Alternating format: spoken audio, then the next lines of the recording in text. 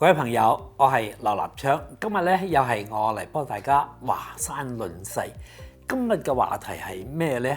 今日嘅話題咧其實咧就係真係相當於重要，因為大家知道啦，當今世界其實睇國際形勢嘅發展走勢咧，就係睇三個國家：中國、美國、俄羅斯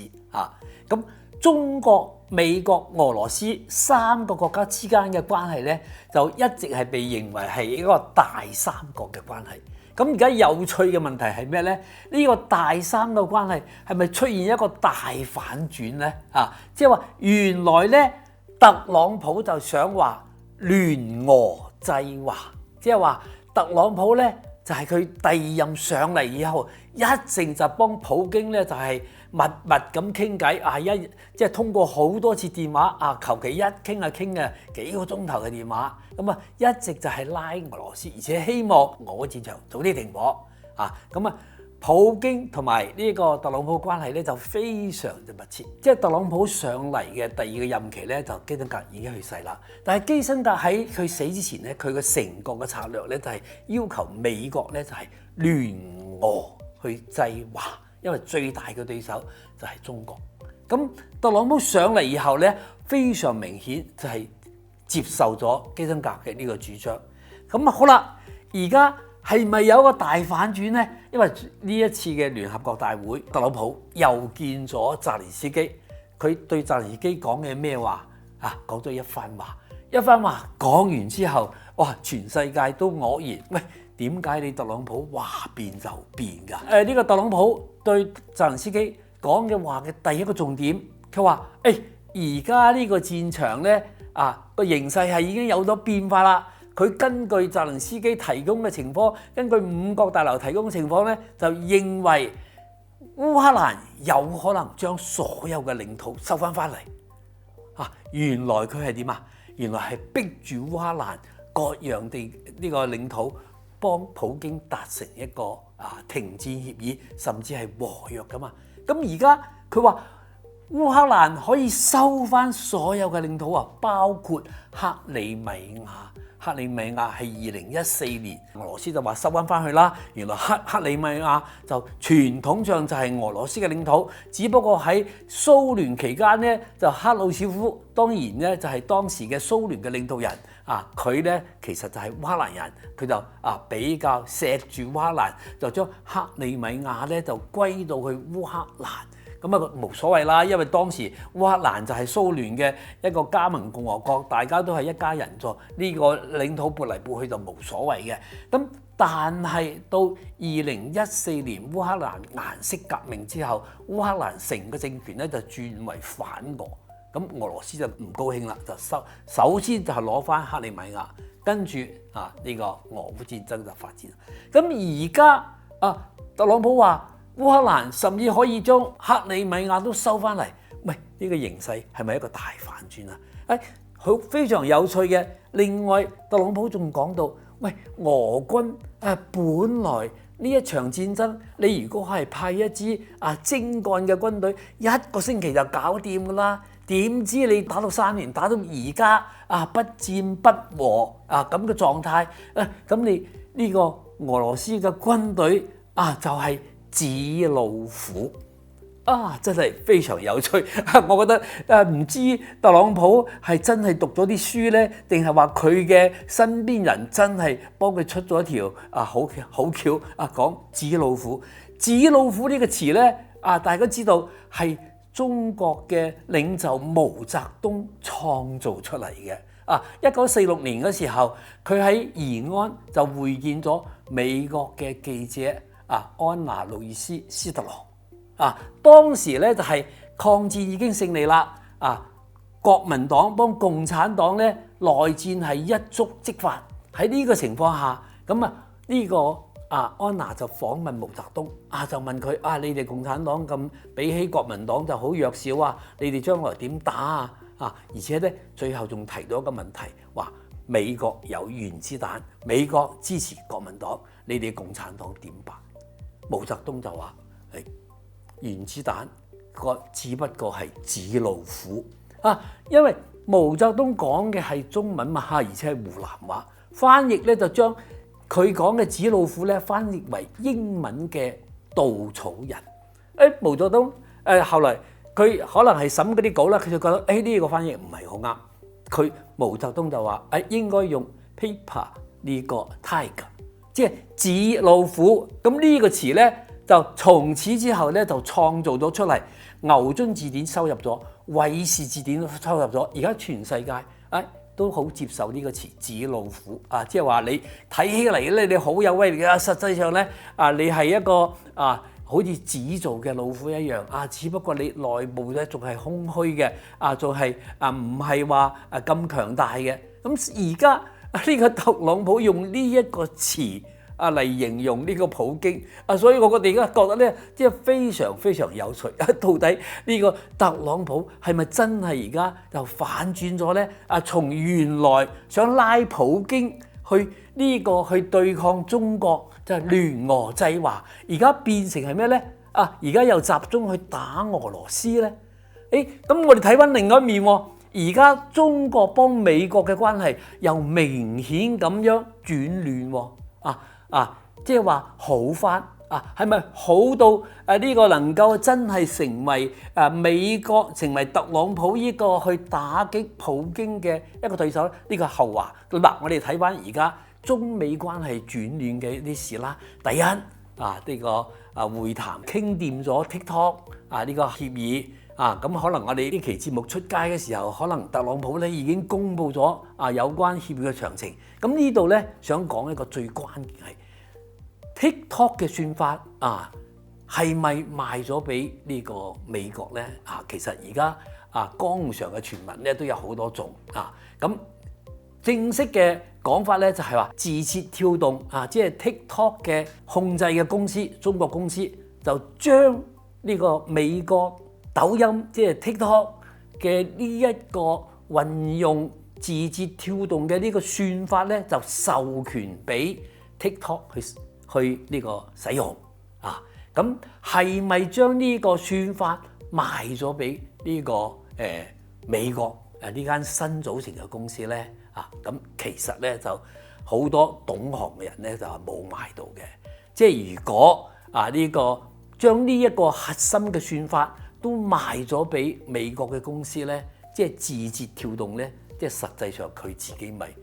冇咗嘅秘密武器度，自己咪玩完咯。咁美國公司用咗你嘅算法，咪將你字節跳動幫你中國大陸嘅抖音等等呢啲咧，咁都完全可以即係競爭跨你啦，或者係鬥跨你啦。所以呢一個好核心嘅問題，呢一個抖音嘅核心算法未來個命運咧，大家都可以關注。咁另外咧就係特朗普幫我哋中國最高嘅領導人習近平通話傾咗2個鐘頭2個鐘頭咁核心問題咧，我覺得咧係有關呢個抖音嘅問題咧，係一句話就過咗啦。中國咧就派咗何立峰副總理咧就去咗馬德里幫美國嘅財長貝森特咧就傾咗個 TikTok 嘅框架協議。咁習近平幫特朗普呢個問題咧就係一句話就大過噶啦，大家都係接受呢個框架協議。咁其他2鐘頭仲傾到咩問題咧？一定係特朗普好關心中國買唔買佢啲大豆中國買唔買佢波音而家波音400架仲喺度賣緊，仲係呢嘢，仲有好多具體問題。咁嗰個美國嘅新聞媒體咧又話冇傾到台灣問題咁到底有冇傾到我覺得亦可以打個問號，因為跟住咧特朗普就話暫停對台灣嘅4億軍售咧暫停。點解會突然間暫停係咪呢次談話之後嘅一個結果咁無論如何，我哋可以睇到中美關係其實真係喺度轉亂，即係喺度上升緊咁仲有一個好有說服力嘅事例係咩咧？美國眾議院嘅代表團訪問北京。美國嘅議會代表團訪問北京係6年嚟第一次6年嚟第一次，即係咩咧？即係話喺特朗普上一任執政嘅後期停咗之後，跟住呢個拜登嘅4年，跟住到而家咁先重新呢個恢復美國嘅眾議院、美國嘅國會去訪問北京。大家知道其實喺美國咧反華最犀利嘅就係美國國會咁而家美國國會嘅議員都訪問中國，咁呢個意味着咩呢？咁大家都可以諗到啦。咁偏偏非常有趣嘅時候，呢個美國呢個代表團呢，佢嘅大隊呢就係美國呢個國會嘅軍事委員會嘅一個頭咁佢又係民主黨嘅。咁佢因為佢有軍事委員會嘅身份，中國嘅國防部長董軍呢就幫佢有個單獨嘅會見。咁其實呢，新聞仲唔喺呢度，最關鍵呢就係呢一個美國嘅國會代表團嚟到北京嘅時候，中國方面突然間公布咗福建艦彈射3種戰機殲35、殲16T 呢個空警600，3個嘅彈射嘅過程。大家知道一直呢個彈射咧就係保密嘅。咁其實呢一個彈射咧其實就係有人講其實舊年就已經做咗啦，或者係今年呢個冬天嘅時候3月份嘅時候做咗。總之就唔係而家噶啦，因為咧喺9·3閱兵前咧，央視咧其實做過一個片叫做攻堅。攻堅嘅時候咧，其實都有彈射模糊嘅一個暗示嘅一啲鏡頭喺度。總之咧，即係話呢一個彈射咧唔係而家嘅，係早就做咗噶啦。咁但係咧就偏偏等到呢個美國嘅代表團訪問中國嘅時候公佈出嚟，咁咩意味咧？咁好多一啲評論員就話：而家北京都好識做呢種用呢種肢體語言即係唔好話講好多嘢，就係用一啲實際嘅事例去表明。其實喺2011年美國嘅國防部長，當時美國國防部長咧仲可以幫中國有交往嘅嗰個蓋茨部長去訪問北京嘅時候咧，中國就係佢訪問嘅時候咧就係試飛咗殲20第5代戰機。咁而家大家知道殲20已經係中國空軍嘅主力戰機話多到咧已經去到300架咁多。咁9·3閱兵咧同埋呢個等等咧就係已經係成日就出現咗喺中國嘅領空。呢啲殲20嘅鏡頭咧就係多到不得了噶啦。咁喺呢一種情況下，大家知道中美關係其實我自己覺得咧，即係話用轉暖升級改善呢個詞一定係可以嘅，但係話會唔會中國就會幫特朗普聯手起嚟去對付普京呢？我覺得呢個問題咧就可以有一個肯定嘅答覆，係絕對唔可能。未來即係大三國嘅關係，中國、俄羅斯、美國三嘅關係，其實而家仲係非常明顯，仲係中俄喺一邊一齊去對付美國。咁事實上，點解特朗普突然間對普京咁冷淡呢？咁一方面係普京佢唔能夠即係完全去接受特朗普嘅停火啲建議，佢一定係要翻呢個烏東嘅4個州等等咁唔能夠完全信咗特朗普意。特朗普可能就對普京就